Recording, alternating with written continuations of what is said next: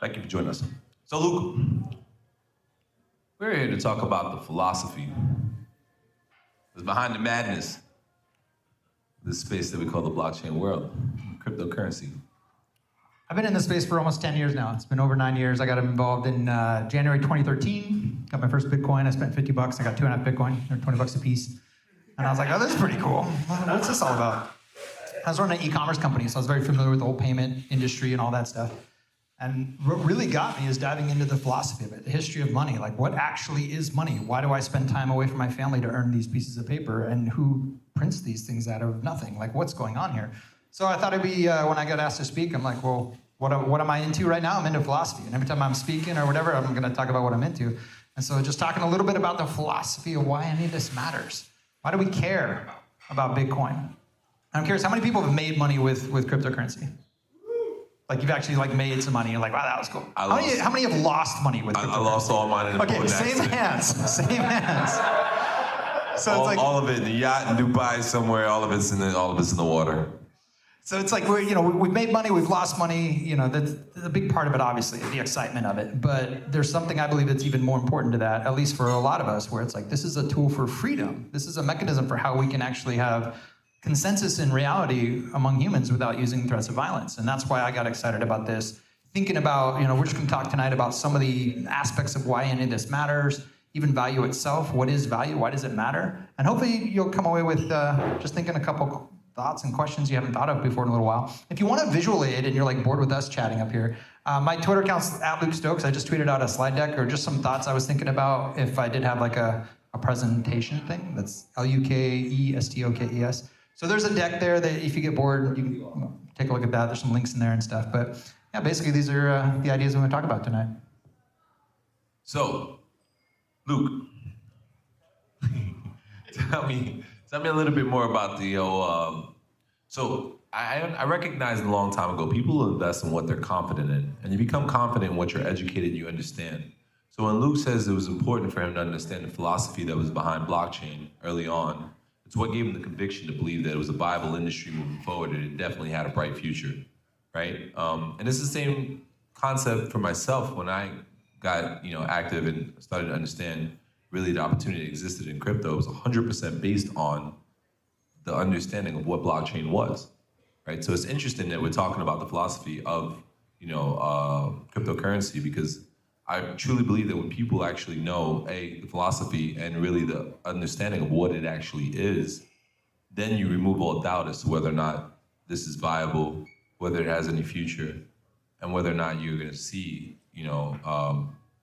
triple entry ledger replace double entry ledger, and you recognize the opportunity that exists because every business in the world, even the ones that we own and operate, are affiliated with in today's society. 99.9998% of them are on a double entry bookkeeping, and at some point they'll all be run on triple entry bookkeeping. So that's your opportunity. I remember you did a video on that. I thought it was beautiful. You were just talking to your phone out in Dubai, and it was the idea of double entry accounting, obviously, is credits and debits. This triple entry is the verification of those credits and debits, verification of the transfers without any kind of third party that you have to trust, which is our current financial system. You've got the check clearinghouse, you've got the central bank system, you've got some really, frankly, some corrupt situation where people can just print billions or trillions of dollars. That's literally stealing from all of us via inflation. Our purchasing power, even the heads of the SEC or the heads of the Federal Reserve, they're just like, well, we can promise you the money, we just can't promise you the purchasing price of the money. And they just get it, that's how it is. And when I first gave talks in 2013 about Bitcoin, I went into, again, a brief history of money. Why does any of this matter? A lot of people don't know the Federal Reserve System is actually the third attempt of the United States of a kind of a banking system like we have today. There was the first Bank of the United States, which we actually had a free press back then, and they demonized them for the evil people that they were. They called out the actual heads of the bank to say, this is horrible, don't do this. And in that deck, if you want to check it out, there's some quotes there from Thomas Jefferson. Other people that are just saying, this is the worst thing you can do for human freedom. Like, giving people control of the issuance of money will destroy your ability to do commerce and everything else. So there's some themes in the Bitcoin community and the cryptocurrency community that if you fix the money, you can fix the world. That so many of the problems we point to and say, that's really messed up and that's broken and we need to vote harder next time and get different politicians, really it is the measuring stick of value itself got disrupted and distorted. And it really happened pretty significantly in 1913 with the Federal Reserve Act. Also the same year, they had a federal tax system. Prior to that, we didn't even have one other than for wars. And then going forward, you've got 1944, after the world was kind of bombed to hell,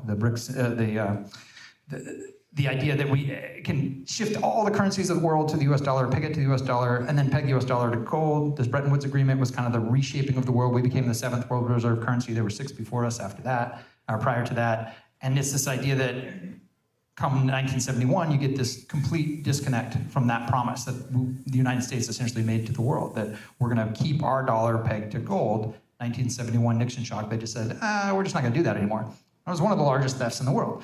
And so that when you start looking into like, why do I spend time away from my family or leisure activity to earn fiat currency, these pieces of paper, these numbers in my account? Why do I do that? What is this thing we call money? And you look at the history of it and you recognize like there's some really corrupt people that have been involved in controlling not just the money, but specifically the credits and debits and the risk and the issuance of money itself, the interest rates related to that, that essentially gives them full control of the world. And when I started looking into this and realizing that this technology can actually make a dent because they can't stop it, it's kind of interesting in that way, that once it got out in the world and people started believing in it, it went from 0 to 1 to something that because value is just shared storytelling. It's just a story we all agree upon. Once it had a value, the first purchase of the Bitcoin, 10,000 Bitcoin for a pizza, first time anyone ever used it as money, as a store of value, as an issuance of exchange that way, that changed the world forever. So there's a couple things there, right, that I want to point out. So ultimately, right, is that triple entry bookkeeping. Once you actually understand what that is, right, you recognize completely, like, this is not going away anytime soon, right? And you understand the importance of two things with that. You recognize the difference between a centralized blockchain and a decentralized blockchain. Because a centralized blockchain is that third entry. It's verified by the same party that's making the debts and the credits entry. So actually has no benefit. And then you also understand that the application of cryptocurrency is actually necessary because that is the incentivization for the verification in the triple entry, right? So you have a lot of thought out there by a lot of people in various tech industries and financial services that claim they are interested in blockchain without cryptocurrency, and they don't understand that what that ultimately means is they'll have a centralized blockchain, which does no benefit whatsoever. It's essentially the same system that they're currently using, just sounds better to appeal to the ignorant audience. So what would happen at a certain point is the market will become educated to decentralized blockchains and what is the triple entry, why it's actually important for there to be incentivization behind it. And the only way you can have that application is through a form of cryptocurrency, right? And then people will clamor for it as the market matures. I think that's one of the most important points. I make this point often. I'm really glad to hear you're making it out in Dubai as well. It's the idea that if someone says, I love blockchain technology, but that whole cryptocurrency, Ponzi, whatever, I'm not a supporter of that. If you hear that, and I hear it all the time from people that should know better, journalists, people that are like in the industry even, they say these type of things, it immediately tells me they don't understand fundamentally what they're talking about. Correct. Because there's a game theory dynamic of the reward given to the validators in the form of cryptocurrency that enables them to create what we call the immutable ledger, the unchangeable ledger that is the blockchain. The ability to keep track of like this went to there and that went to there and we can trust the whole thing. If it's not secured by the actual reward, then you're not gonna have people interested in it. And so that's kind of like layer one, proof of work, delegated proof of stake, proof of stake. There's also this concept that's important for the philosophy of all this is the layer 0. That's the number of conscious human beings that actually believe what you're doing is valuable. If you don't capture that as a project, you don't actually have security. And I lived through this when I was a validator on what was called the Steam network. It's now the Hive network. And we had Justin Sun come in and basically bought Steemit.com, Steam Incorporated, and had about 20% of the tokens. Gave some misleading information to CZ over at Binance, and they voted with all those tokens to basically put in a bunch of 20-something sock puppet accounts that weren't real, and they took over the chain. And our whole community was like, and I was one of the 20 validators at the time, that, and it's a rotating, out of hundreds, but, based on the number of people that believe in what you're doing is valuable, you get voted in and delegated proof of stake. And we were just like, what the heck? This is no longer what we signed up for. And we had the ability to take everything and move over to what was then be the Hive blockchain. We took all the account balances, all the posts, it's like a social media blockchain. And it was an example for me of recognizing that when you have layer 0, That's where your real security matters, because they started censoring accounts, they started doing all kinds of crazy stuff, and people are like, hey, this is not what we signed up for. So that layer zero is you guys, it's the community, right? So as long as you have community, right, you're gonna have the larger the community, especially in that triple entry, is over 51% of that community or the network has to agree to transaction from wallet A to wallet B. Wallet A transacted a cell phone, wallet B, it no longer exists in wallet A, only exists in wallet B. Over 51% of the network agrees to such transaction, you get a piece of the transaction fee. That's what the miners are. And this is a not so technical, really basic fundamental principles understanding of what blockchains are. The other aspect of that is when you recognize what that is, you know what it is, you no longer invest in bullshit, right? Because then you know what, you don't need to put rainbows and unicorns on a blockchain. And just because somebody tells you they're decentralizing something or they are actually, they're doing this or putting, I don't want to pick on nobody, I'm not going to say anything, but I hear amazing concepts of people trying to raise money based on buzzwords and use of technology that is actually not applicable to the project that they're dealing with. And the truth is they take advantage of ignorant investors because people aren't really sure what a blockchain is. But when you understand it's only triple entry bookkeeping, right? You don't really need to know the technical aspect of it. Truth is, if you don't understand the technical aspect of it, no one can really explain it to you because it's really fucking technical, right? But from a philosophical standpoint, it's really simple. Triple entry bookkeeping, debts, credits, verification, right? The third entry is the network. Over 51% of the miners have to agree to transaction. They get rewarded with a piece of the transaction fee for confirming the transaction, right? Very simple.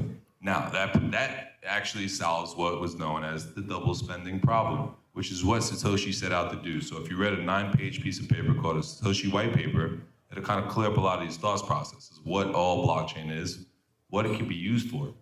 But, right, there's one thing, once these blockchains become mature and the technology advances, right, it's kind of like the use of electricity. When electricity was created, it didn't just solve whether or not you can have light bulbs. Now we have microphones. Now we have DVDs, cameras, we have screens, we have all sorts of cool things, microwaves, all things that we plug in to the wall because we have built electricity. And that's what blockchain will do to other industries as the actual infrastructure layer is actually built, and you'll see that to be engulfed more and more later on as these things become a part of everyday society. So it's a huge market in front of you. It's projected to grow 10x over the next 5 to 7 years. That's $10 trillion industry. It's something that you can get involved in at every layer, right? You don't need to just be an investor or a coder or a programmer. There's so many different ways that you can get back into the industry and actually be a part of it and not just buy and invest in crypto, but actually make crypto by being ancillary to the industry as well. There's a lot of different ways to get active. I'm fortunate enough to have been starting building websites in 1996 when I was in high school. I'm 43 and I was tinkering with this stuff during the whole .com craziness as well. When I was in college, I went to University of Pennsylvania, I was studying computer science, and I had companies I was working for at the time, they're like, just quit your degree, go work for us. Everyone was convinced, this is the world. And they weren't wrong, they were just a little too early. And I see that a lot in the crypto space. The whole .com craziness was crazy. It was insane. Pets.com, all these examples. But ultimately, they weren't wrong. We still got the Googles, the Apples, the major organizations that define a big part of our reality today. The Amazons, these companies still came out of it. So when I look at this, Pedro's exactly right. When you look at something called the law of diffusion of innovation, you see the adoption of network-based technologies like this. They inevitably follow these same patterns when they've been doubling exponentially for, in this case, over a decade. We're about getting close to that 4%, and you double that to 8%. That's the tipping point where it just takes off, and it's inevitable. It pervades all of society. So we couldn't even imagine when I was doing stuff in '96, like a guest book was a really big deal. Animated GIFs that you could make move as you moused over the menus was like, whoa, advanced technology, right? JavaScript was like everyone's using it to do cool stuff, but we couldn't even imagine the stuff that we just take for granted today. I think it'd be similar with crypto, but going back even a little further than that. For me, especially, and some of the kind of people that have been in this space, for a little while, it's funny to be called like an OG when you haven't even been around that long, but people use those terms. A lot of them think about this much deeper. And I'll never forget a talk I heard once where somebody described, they were up on stage, deeply emotional, describing their experience as a child, having their parents sew gold coins into their jacket so they could cross the border. Because they knew they wouldn't search the little kid as much as they would search them, and it was their entire life savings, trying to escape totalitarianism. And when I heard that story, and they're like, this is why Bitcoin matters, it blew me away. And I will never forget that talk as long as I live, because I recognize that this isn't just about speculation. It isn't just about making money. This is literally a tool for freedom. That you can walk across any border in the world with 12 words in your head, and it could be your entire life savings, your entire family's future, and you can survive. There's a lot of people right now that's very relevant to in different parts of the world, man, sadly. So yeah. It's powerful to think about it from that perspective. When you get caught up in the whole NFT, whatever, and the whole DeFi craziness, and you see all these people speculating and gaining and losing money, and as we all raise our hands, ourselves gaining and losing money, I feel that's a really important thing to kind of to reset our minds and say, wait, why does any of this matter? And another aspect, there's a great documentary called All Wars Are Bankers' Wars. And it's just kind of educating us on the reality of how this manipulation of the issuance of currency, the foundations of fiat currency by government decree currency, essentially funds the wars. And when you look at 1971 Nixon shock, it was about Vietnam. It was like, we have to keep funding Vietnam, but we can't do it if we're pegged to gold. How about we just not be pegged to gold anymore? We just print however much money we want to keep funding more war. So depending on where you're at with whether war is a good thing in human society, this is an important thing as well. If you take that power away from those who have a monopoly on the initiation of force in a geographic region, which we call the nation state, you get some really interesting possibilities of human collaboration without that constant threat of violence, without war. The idea that it's like, I'm only going to do what you want me to do if it benefits me as well. We have voluntary exchange through this taking away of the control of this measuring stick of value itself. And I get really excited about that, and I'm passionate because I think this stuff matters and it's really important. And then to go a little further with what I'm excited about at the moment, are you guys familiar with Maslow's hierarchy of needs? I'm curious how many people. I just hear some enthusiastic hands went up. That's cool. I think it's thanks, Alex. I like my needs. I love it. So Maslow's hierarchy of needs in its nutshell is basically just a way to organize human needs. Like it starts with food, shelter, clothing, the basics. And as you come up the Order pyramid, food at the bar. Order food at the bar. There you go. Don't forget to order food at the bar. Thank you so much. We love your patronage. Thank you. Right over there. Order food at the bar. But go ahead. food and drinks as well. And drinks. Many of them. They make more money on the drinks, right? So. I have no idea. Just make sure you show these people some love, man, for the beautiful venue that they provided for us at the El San Juan Hotel. We'll also be hosting Limitless here December the 9th, you guys. We got some stuff planned for you guys. So I'm going to finish up this, and then I'm going to go a little deep into philosophy, then we'll bring it back a little bit. But the idea that Maslow's hierarchy of needs, at the end of his life, he changed the top. It wasn't actualization, the peak of the human experience, become the best version of yourself and just do all the things. He actually realized it was self-transcendence. It was transcending your own identity as a human, becoming something bigger than yourself, having something that lasts beyond your death. And this is something I'm personally getting very interested and excited about, because I see different crypto projects, crypto communities that get all excited, and they literally march their way up that hierarchy, and they're at the top, and they're like, man, I've made a bunch of money with crypto, and everything's great. And then they're like, now what do I do? They go meditate, and they go on some ayahuasca retreat or whatever, right? And I'm thinking more about this idea of how do we include our communities into that entire process that includes self-transcendence. The idea that you're not just here to make money, you're not just here to be the best version of yourself, you're actually here to transcend limiting beliefs about yourself. And your involvement in this community is a very powerful part of that, because we're gonna literally shape the future. The life we're living now is defined by the cyberpunk artists creating fiction decades in the past. That's literally the life we're living now. And it's the same thing for the crypto punks and the people doing stuff now. We're gonna define the future. So I wanna make sure we get some people that are a little bit more awake, a little bit aware, a little understanding that it's not just about yourself, it's about transcending yourself. And I think we're gonna see that more and more, where people realize, I wanna be involved in projects, not just because they pay me well, but because they're actually doing something big in the world that's gonna improve the world. That's gonna create, I have 3 kids, they're 9, 11, and 13. There's my beautiful wife, Kareen, sitting here. We want to create a world that we all want to live in. And one of the ways to do that is to be thinking about these things and think about the impact they're going to have on the world. And the last point I want to make is CBDCs. Related to the idea of knowing what's bullshit and what's real, central bank digital currencies are a way that I believe this whole industry is, they're attempting to subvert it. And I just heard something a couple weeks ago in Nigeria. Thankfully, they're rejecting it. They're like, we got Bitcoin, we don't need this. So the idea of a central bank digital currency is a tool for them to track and control every transaction you make, because you can't do that as easily with physical dollar bills. And I want to make sure at least our audience is completely educated on that, and you then tell others as well. When they start going, oh, I want to get into cryptocurrency, digital currency, right? That's the same thing. Yeah, my bank just updated the app, and I have all this digital currency in my wallet now. Isn't that cool? just help them understand that's not actually cryptocurrency. It's not permissionless. It's not decentralized. It's Well, not. It's controlled. It's again, right? That verification layer. It's easy to understand and easy to explain, man. The verification layer, like how much are you gonna get somebody to do something for free? How much can I get you guys to confirm every single transaction that I make on my credit card every day while I travel and jump all over the globe? Like guaranteed, like just to confirm each and every one of my transactions.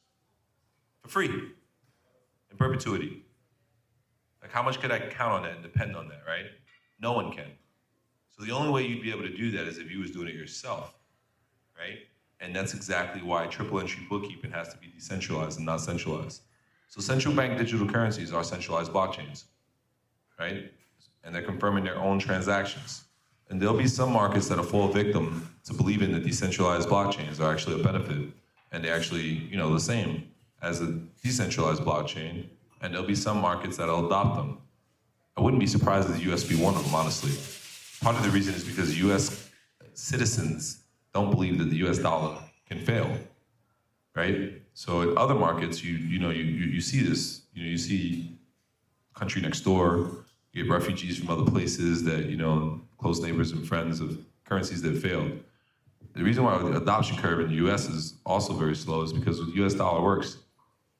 And average American citizen isn't concerned with it. So the CBDCs are just that. They're digital currencies that are centralized blockchains, that are built on centralized blockchains. And again, there will be education in the market, and there will be some growing pains in some parts of the markets, right? But ultimately, people will learn and understand that centralized blockchains are actually, it's far worse than US cash and what we have now, because not only could they freeze your money, they could reverse it back, they could do anything they want with all of your money, right? And at a certain point, that's gonna happen in some places, and then, it'll take some experience for something to happen to someone so they can, oh my God, this can happen? Oh yes, it can, right? And then people will be like, no, we want decentralized blockchains, not centralized blockchains, right? So it's education in the market, and we have a powerful community here in San Juan. So my hope is that, two things, and one, you really understand what a blockchain is, because it's not that difficult. You don't need to understand the technical aspect of it, just the philosophical aspect of it, and why it's important that it's decentralized and not centralized. Those two things will help you to navigate, first and foremost, give you confidence, right? In this industry, regardless of the bear market, right? And whatever bear market, this is my third bear market. Bear markets bear fruit. Bull markets produce bullshit, right? So this is usually what it is. The people that are active in the bear markets, those are the ones that are building. Those are the ones that are not here to sell you rainbows and unicorns built on blockchains, right? And ultimately, you focus on what is real, and you'll have confidence in investing in those items, because it's simple to recognize what works on a blockchain and what doesn't if you know what it is, right?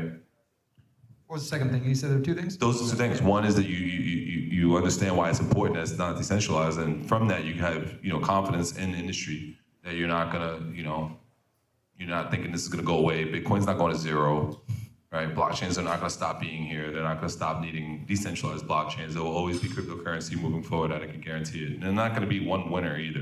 Yeah. There's a variety of. Then when you start to understand that, if you think of different blockchains as like the names of unit of measures, but they still kind of measure, right? So like inches and centimeters both measure, but they're measured differently. And then you'll understand why some of the blockchains are different as well, because they're different capacity, different throughput, different transactions per second, different speed that they complete their transactions, right? And then you'll understand there's different ones. And again, I'm not a technical person whatsoever. I'm not an engineer. I don't have a technical background whatsoever. My technical background comes in experience over the past 7 years, working with a variety of very technical people, such as Stokes and many, many other people along the way. But from a philosophical standpoint, this is all you really need to understand about the industry. And as long as you get those things, you can move on. Yeah, and I would say too, the idea of the US person's experience with money is very different than much of the world. I can remember talking to a friend of mine whose wife had gone through 3 currency collapses in Russia. 3. Like this, they were on their 3rd currency. And the idea you heard me say earlier, the US dollar is the 7th world reserve currency. That means 6 of them were no longer there. They used to be pound sterling before us. And the idea that what if the 8th world reserve currency isn't actually controlled by, for example, the Chinese Communist Party, for example. That would be great if they didn't get to control, the world reserve currency or something like that. What if instead it's physics and math? And what if we actually just said, hey, here are the rules, we all agreed to them. It's not about who has the most aircraft carriers or the willingness to use nuclear weapons or do some terrible thing that we all have to bow to them and they create consensus. What if it's literally just, these are the rules, all of humanity says, okay, let's just adopt those rules. And now no one gets to be in control of manipulating the actual measuring stick of value. And value is the thing that we all kind of strive for. Back to Maslow's idea that, what do we actually want? Oftentimes when people say, well, I want this and I want that, I want this. It's like, well, those are just proxies for what you really want. Well, I want a family, I want a job, I want that. Well, okay, you want safety and security, but keep going deeper, keep asking the question behind the question. What you really want is well-being. And every aspect of how that shows up in your life. So a lot of what I've been noticing about the cryptocurrency stuff, it's a way that people can seek out solutions that will bring them well-being and big solutions for their families and the future of humanity. And so that's why I get excited about it. That's why I think some of this philosophy stuff matters. It's like, sure, you can make money, lose money, whatever, but ultimately you're gonna use that money to do something. And then you're gonna wanna have like cool people to do it with in a safe place that you like to hang out with. And like all of this eventually comes back down to well-being. And if we don't fix some of the systemic problems we have in the world, such as broken money, we're not gonna have a place to chill and do that cool stuff. And none of this stuff is going away. None of it. DeFi, NFTs, metaverse, all this shit's just getting started. And I'm sorry that anybody's lost any money over the past year. Everyone did, man. The market crashed. Like just about everybody did. But at the end of the day, the truth is that, another bull market will come, and if you stay active, you stay knowledgeable, you stay on point, you'll grow with the industry just like everyone else does. That's just how it works. One thing I found is helpful to just tell stories. Like I said, that was cool to buy crypto really early in 2013. I also remember when it went from $120 to $50. I also remember when it went $1,100 to $250. I also remember when it went to $19,000 down to $3,300. I also remember when it went to 60 grand or whatever the frick it is today, right? Like this is part of what we call paying your dues. When you understand what the technology is actually about and actually just look at the yearly lows for the last 10 plus years, it's still a pretty amazing, inevitable future that's coming. And it's one of those things that if you've got kids or you've got nieces and nephews and stuff, just making sure they know about this, make sure they know what's coming, set them up with a wallet, go to Edge Wallet, or you can check out what we're doing with Field Protocol, give them a human readable name, a crypto handle, make it easy. Like there are cool projects now trying to make this much, much easier. And I remember the internet in the late 90s, it's not that easy to do stuff. But eventually we got Gmail, eventually we got these interfaces that are simple and people are like, okay, that makes sense. I can now send email. I don't have to have my secretary print out my emails. I can do this myself. We're not there yet with crypto and blockchain. It's still really difficult. People freak out when they're like, private key, how do I secure that and all that? There is some training that takes place. There's some leveling up in consciousness as well. There are some banks that'll do it for you pretty soon. You'll have that option relatively. The application or the use of the application of the technology is gonna change in both on the front facing, user interface, user experience, but also too, you'll have a variety of different service providers. And that's how the market matures. And you don't need to know how everything works. Like at the end of the day, right? Things work. Remember when you used to have to type like in your web address, like HTTP, then like all this stuff prior to your actual website. And nowadays you could just put one word and you enter. Well, you still have to type all that stuff in. It's just the computer does it for you now. And it's a similar concept with all the things that we're doing with various wallets and exchanges now. How you have to still do a bunch of things. But as the technology matures and different features on these applications progress, you'll see these functions be so easy that everyone will use them. Everyone will yield farm. Everyone will stake. It'll be normal on their applications, just like on your banking wallets, right? And again, this comes from education and market maturity, and adoption as well. It's confidence in the industry as well. This will happen as more people. It's not a secret, right? More and more people are starting to recognize and understand what is triple entry bookkeeping and why it's important to stay decentralized. It will keep growing. The industry is not slowing down at all. And the people that are building infrastructure for it, they're building it at a massive scale level on an industry side that when it takes place and the common person knows at that point it's going to scale so rapidly, you might miss the train.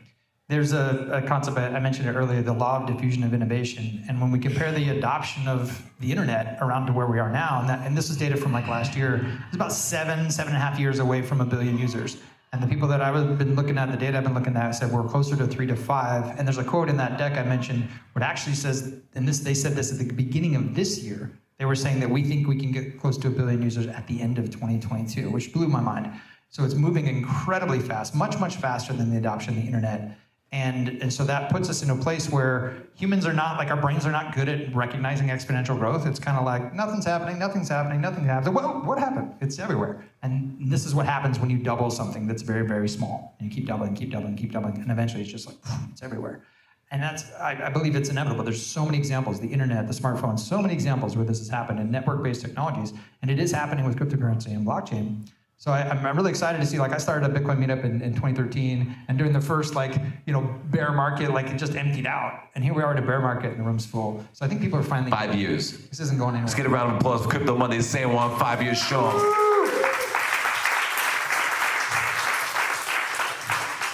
Some guy named Pedro started that. I'm not sure who he is. But yeah, welcome to all of you guys who don't know me. I've been traveling for a bit. You know, I've been off and abroad. I live half in Dubai and I travel a bunch. I go to a bunch of different places with a variety of the projects that I work with. It has been my vision and my goal of Crypto Monday San Juan community from day one to basically share the information and knowledge and the resources of the world leaders that I just happen to be blessed with as friends. And when we initially moved to Puerto Rico, I looked at it as a variety of ways that we could integrate with the local community and give them access to people like Luke Stokes that typically speak at conferences. You got to pay $1,000 and $3,000 to hear him speak, and we have an opportunity to build relationships and share ideas. And what actually grew into, in my opinion, and again, I travel all over the world. I travel to communities all over the world, and we have a variety of people here who do the same, is by far the strongest community in the world. And it's because we have a variety of very, very successful people in our community that attend regularly, and then just it grows exponentially. I haven't met and really haven't gotten to know a lot of you guys here, but I expect, just more of the same. And I tell everyone when they come here, man, we have literally a team of superheroes in Puerto Rico. It's incredible. And, Shout out to Isaac and his wife doing amazing work, keeping this going while Pedro's out in Dubai. There's many like him that have been helping and volunteering. You guys are awesome. But the Act 22, Act 60 has been getting a lot of bad rap recently, right? I don't think, that's going to defer any of the growth. I know it's going to change anyone's perception because it's like, sometimes, the loudest person has even the smallest person, if they're angry enough, have the loudest voice. The truth is the overwhelming majority of Puerto Rican people are extremely welcoming, and we do a lot of good for the community as a whole. I do a lot of raising money for a lot of the nonprofits here in Puerto Rico. As you guys know, Boys and Girls Club, we've been working with them for years. Stuff like food drives and toy drives. And we ourselves at Crypto Mondays are also going to become our own nonprofit to be able to work with these guys directly. And that will actually take place within the next week or two, if I'm not mistaken. So yeah. And again, I want you guys to know I've been doing this for 5 years. And it's not an accident. I didn't just learn about this nonprofit stuff. Like, honestly, I refer people's $10,000 and it used to be $5,000 to other nonprofits I've been working with for 5 years, and I've been eating the cost of this for the past 5 years, 100%, because I never wanted to be viewed as someone who was only doing this to somehow or another take advantage. I want to do it from an altruistic standpoint to the community of Puerto Rico, because I'm Puerto Rican and I love this place. Right? I'm not even Act 22 or Act 60, just so you guys are aware. That's why I travel so much. I'm here because I love Puerto Rico and I believe that our community could severely benefit it, and I feel nowhere else in the world at home, and I've been to 65 different countries and still counting. And I was born and raised in New York. So when I moved here 5 years ago, I fell in love with this island. I felt like I could really make a difference here. That's the reason why I come here, and it's the reason why I continuously, even if you don't see me for months or whatever, we do these events, and I'm the one that's bringing the guests and making sure we have a venue and everything from far away. And I do it on purpose because I love what we have, and I believe in what we can do ultimately together and collectively by meeting up with various world leaders and thought leaders. And the truth is, a lot of times in our community specifically, you'll meet people in Act 22 and Act 60 community that are in a completely different industry, but then meeting someone who's a valid person or a real person in our industry, in our space, they'll create massive opportunities by something they'll build together. That's also something that takes place, not to mention to be able to intermingle with local people and local talent and maybe take a liking to somebody and actually mentoring somebody or giving that person an opportunity, they turn around and change their life. Because we have an extremely fast-growing, very well-paying industry that we are all very active in. And we have founders of some of the biggest companies and more successful aspects of crypto that are in our community. So with that, I thank you guys, man. Do we have any questions? I know we had a couple questions. Come on up, please. Let's get some questions. Also, while we're waiting, I want to give we mentioned nonprofits. I want to give a shout out to Robbie and Tech My School. They're doing some really cool stuff, like helping schools and actually, giving them the equipment, the technology they need. And if you want to hear about the cool stuff they're doing, please see him in the back and chat with him about it. In our community, again, we got founders, we got nonprofits, we got tech people, we got a lot of great people in the community. So hear about what they're doing. It's pretty cool stuff. Question.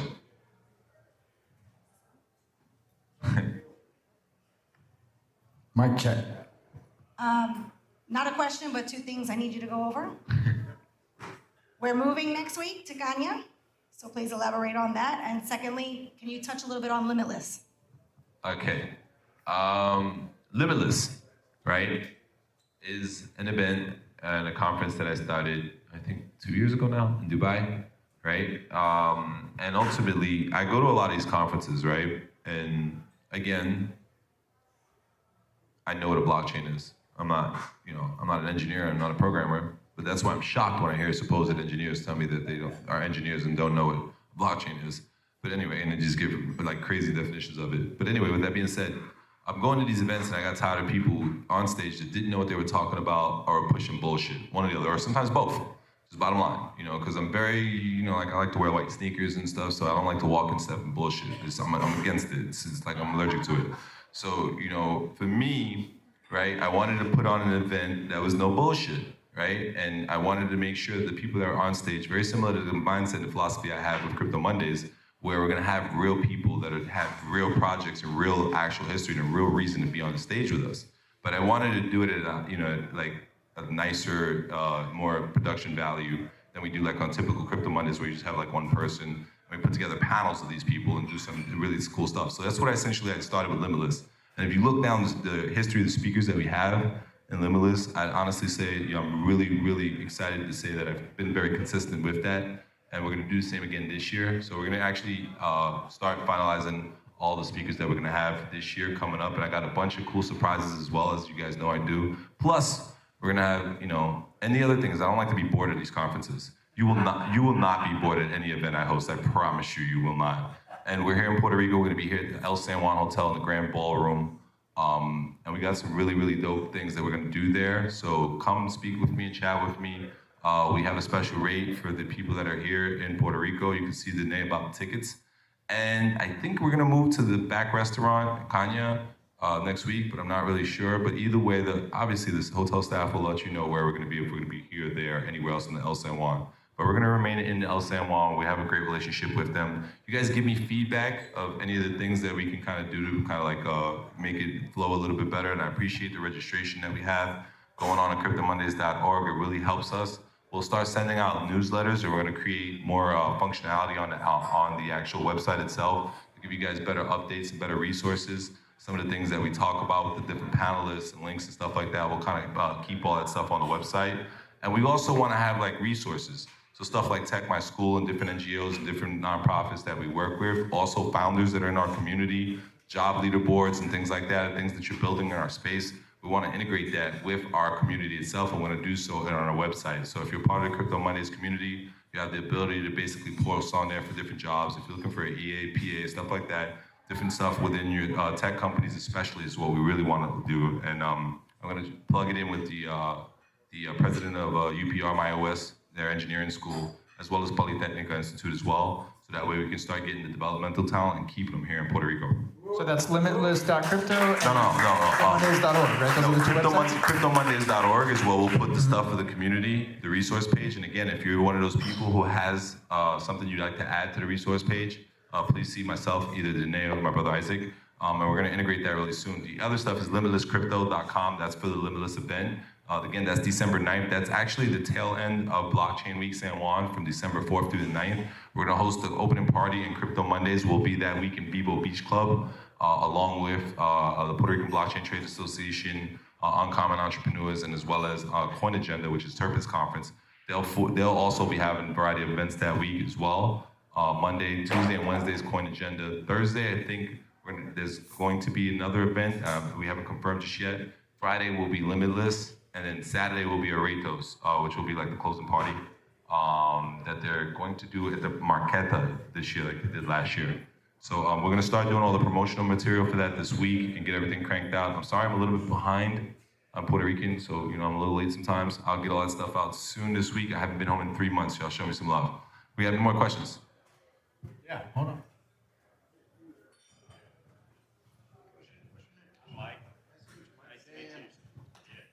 Question, sir. Question. We're trying to push this along, sir. Question. I'm basically trying to find out how the veterans tie into this and how we can help you more. I have no idea, sir. I don't know anything about the veterans. I've never been in the Army. I'm a disabled veteran. I'm here since 2007. Yeah. I got 3 young boys, Okay. and I really want them to know about blockchain. Well, I would imagine it'd be the same for everyone else, whether you're a veteran or not. It'd be more focused on you yourself, educating yourself, and then also educating them and giving them the resources and tools they need and the understanding of the philosophy we just discussed of what actually is blockchain and why is it important to stay decentralized. And then from that, they themselves can get creative in what application they would like to get involved in the industry itself. Next question. I'm locked in already. You're my maestro, and Luke is my maestro. I appreciate you, brother. Yeah, and Isaac. Isaac. Next question. Isaac's also a mentor of mine. Thank you. I'm trying to lock in with you about veterans. I have. Yes, talk to me afterwards. Exactly. Yeah. So I have a philosophical question with some stuff that's been going on lately. In talking about just Bitcoin as a store of value, and you've heard the saying like gold being a store of value 1,000 years ago, an ounce of gold could buy a suit. Same thing now, an ounce of gold can buy a suit. So my question to you is, I think you shifted the goalpost. No, I want to hear the question. Here's the question. So there's been some articles out there where some of these stable coins have talked about basically backing the stability of their stable coin with a country's debt and buying debt from that country to back a particular stable coin. There's other things talked about, like in terms of, my question is, what do you see as the solution for bringing a stability of value? Is it in the algorithm? Is it in the mathematics, the physics? Is it physical asset backing the values? What do you think the answer to that is? I think it's a great question, and I think the great answer is we don't know. And that's what's so beautiful about these experiments is we let the market figure it out. That's what we've been missing. That's how things got rigid. They didn't get anti-fragile. They became very fragile, and they got brittle, and they broke, essentially. And we saw this in 2008, 2009. We're seeing it again, even worse. A chart that my friend Sean King shared recently that I really enjoyed was talking about, you guys familiar with the Weimar Republic, and basically their hyperinflation took off, basically the money became worthless. But it was a chart that showed the price of gold during that period. And it was going like this, which was really surprising, meaning extreme inflation and extreme deflation, back and forth and back and forth. But the whole trend was eventually, up into infinity as far as the inflation. So it's a way to think about real value. This kind of story that we tell ourselves that we think is secure sometimes doesn't look that way. And the price of Bitcoin might be an example of that, where it's just going up and down, and people are like, what the heck? But if you zoom out, it just tells a very clear story. You just have to zoom out far enough. So I think the stability that people are looking for, personally, I think eventually, depending on who you listen to about some of the climate challenges we face as a species and everything else, we're probably eventually going to get to some of the stuff that like resource-based economy type stuff eventually, where people go, hey, you know what, that's all great, but I still need to feed my family. And so how do I make sure that I have base resources? So I think there's going to be an aspect of that eventually plays in, where we start thinking about real stuff, food, shelter, clothing, back to Maslow's hierarchy. And we might eventually tokenize that with a basket of currencies that are based on actual resources, but I think we're a far way off because we have a lot of experiments we still have to run. So you have to ask yourself, first and foremost, is how does the currency you currently use derive its value, and what is it measured against, right? And the answer to that is very simple. The same way every other currency in the world derives its value, with the exception of Bahrain, and that is the Big Mac Index. So when you recognize the Big Mac Index is actually true purchasing power of this and every single currency in the world, with the exception of Bahrain, then you understand that the only true stablecoin in this world would be a stablecoin pegged to the Big Mac index. But the trouble with that is the flow of commodities that are used to produce the Big Mac index would be essentially what you would need to make sure you remain stable to have the peg actually work. And those flow of commodities are massive in terms of size and quantity and worth. So to be able to actually have a significant enough portion of it to create essentially a basket of commodities that you could monitor for the Big Mac index, that is the true solution. However, again, it would take maybe about $2 trillion to do it. But stablecoin that's pegged to purchasing power of value, right? Commodities themselves that actually produce what is the Big Mac index is the only way that you can stay stable in purchasing power, because that's how currencies are measured, their purchasing power. Does that make sense? I think I saw AGB had a question if we have time for one more. Or... Who? Alex, AGB over here. He was pumped up a little while ago. We got to let him get the mic. That's right. Thanks, Luke. Quickly, the British pound does still exist. I know some of the other ones don't.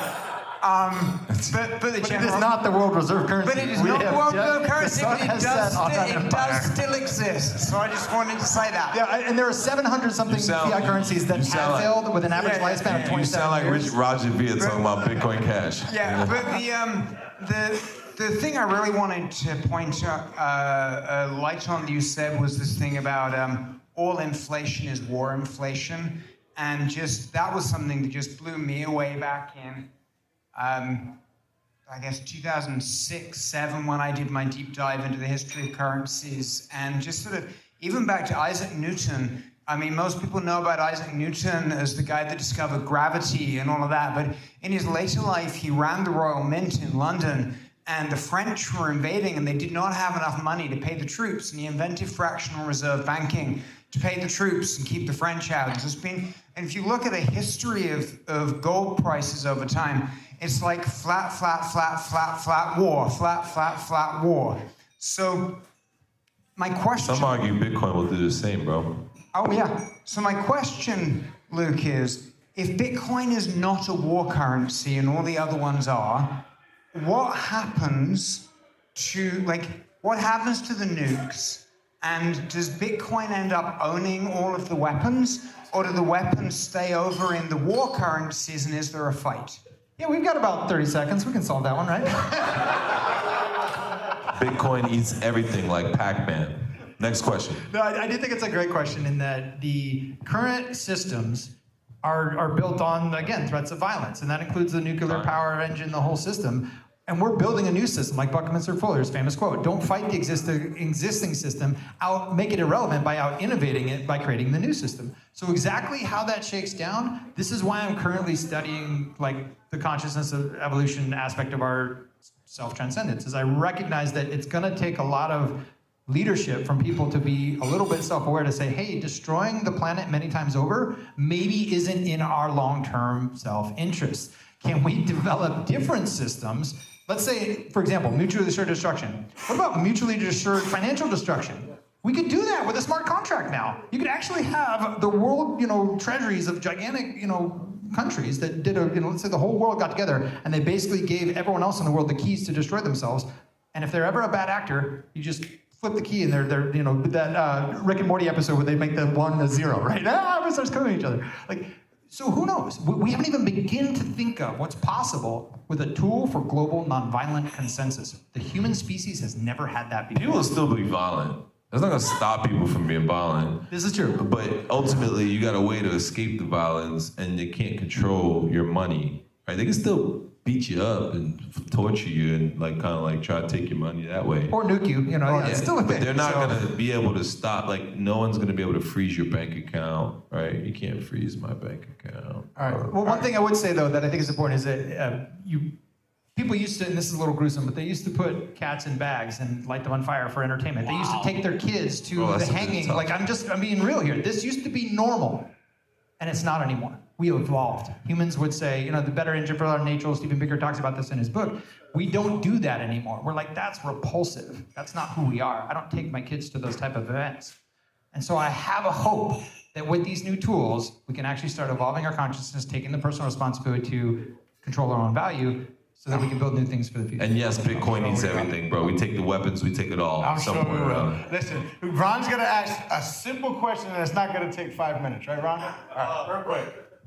Right. Hopefully, I'll keep this under 2. Hopefully, that was a really interesting question. You asked about the Bitcoin, which one controls which.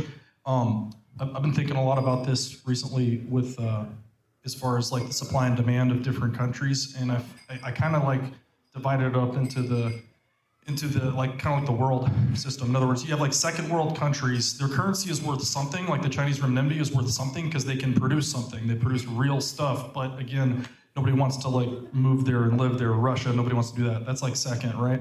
First world countries, they can charge money in taxes for people who want to move to Europe, right? They want to move to Canada, kind of like move in there. And when they move there, because they demand payment of their taxes on the houses in their own currency, like that, and they have immigrants, that drums up extraterritorial demand for their currency.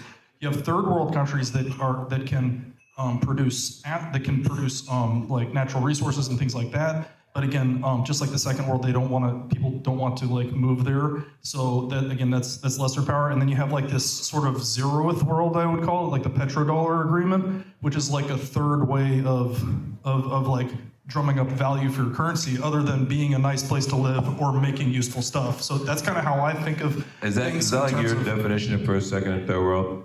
Not the definition, but it's kind of like a. Your understanding of it.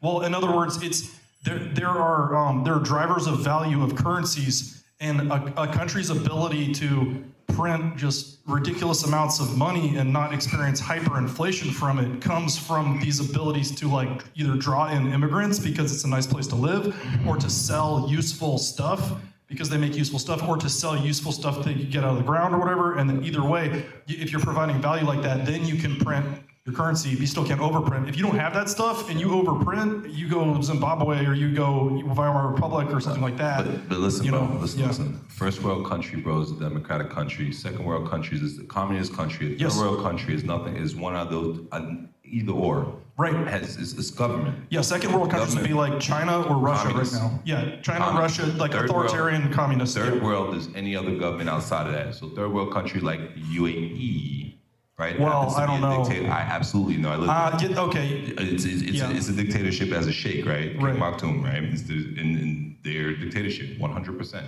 But people want to live there. It's kind of like mixture of first and third world. I feel like I don't know. It's government, bro. So it has Yeah. nothing to do with anything else other than governing. But they probably have a somewhat strong currency because people want to live there. You know what I mean? It shares that with the first world where people want to move there and live there, so they can charge property taxes and they can drum up demand for their currency from that. So I don't know. It's just an interesting way to think about it. You know, Question? it's an answer to the question that he asked. Thank you. Love it. All right, Thank you, y'all, let's guys. get a round of One applause second. for the answers to his question. Hey, awesome. The history of the government, the history of philosophy, the history of Bitcoin. Oh my